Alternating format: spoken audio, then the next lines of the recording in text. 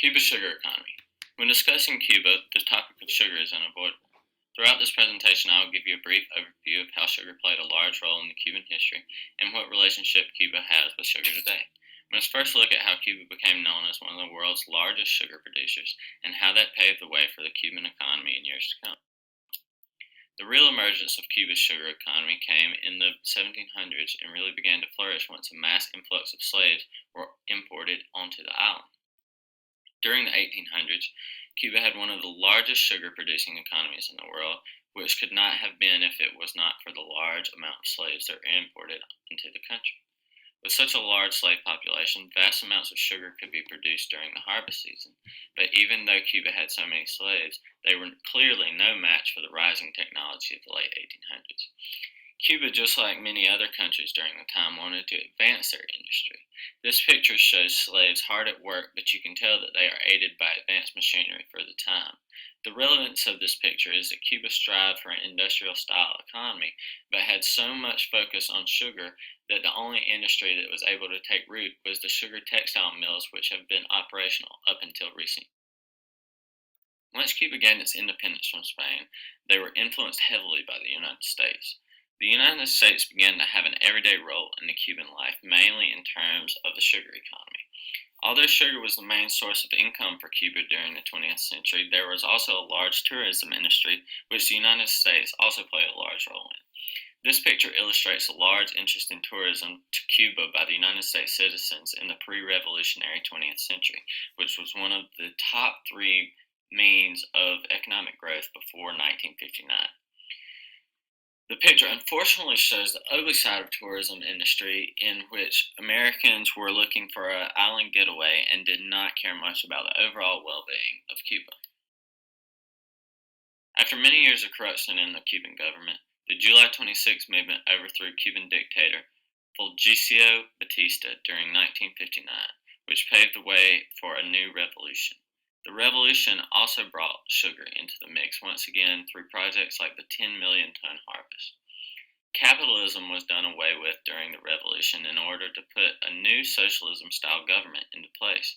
The idea of socialism promoted the fact that everyone needed to volunteer themselves for work and put in equal effort in order to make the country a better place. This picture illustrates how no one, not even the president of Cuba, was above the volunteer labor that Cuba needed to succeed as a socialist nation, and what better way to illustrate that than to work in the sugarcane fields like most of the Cuban population. While sugar was the lifeline of the Cuban economy for so many years, it also was the root of many economic problems towards the late 1900s. The 10 million ton harvest project was seen as something that would rebound Cuba's failing economy, but it actually did the opposite. The 10 million ton harvest failed to produce the full amount projected, which had dire consequences on the Cuban economy because everyone put work on hold for the harvest of the sugarcane. The failure to produce the needed amount of sugar during the harvest led the way for the time known as the Special Period. 1989 was known as the first year of the Special Period, in which Cuba experienced one of its hardest times as a nation. The economy was the worst that it had been, and the Cuban citizens suffered because of it. The picture you see here is of a butcher shop today, but what is significant about the photo is that most of the cattle during the Special Period were killed in order to feed the overwhelming number of hungry Cubans during this time. Since the Cubans were forced to kill most of their cattle during this time of crisis, pork began to become the most popular source of protein in Cuba today.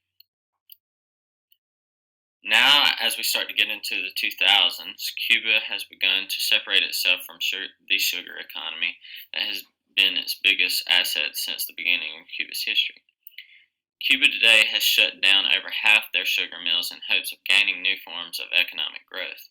Although Cuba strives to gain an industrial style economy and become a more prosperous nation, they are still best known for sugar, cigars, and prostitution.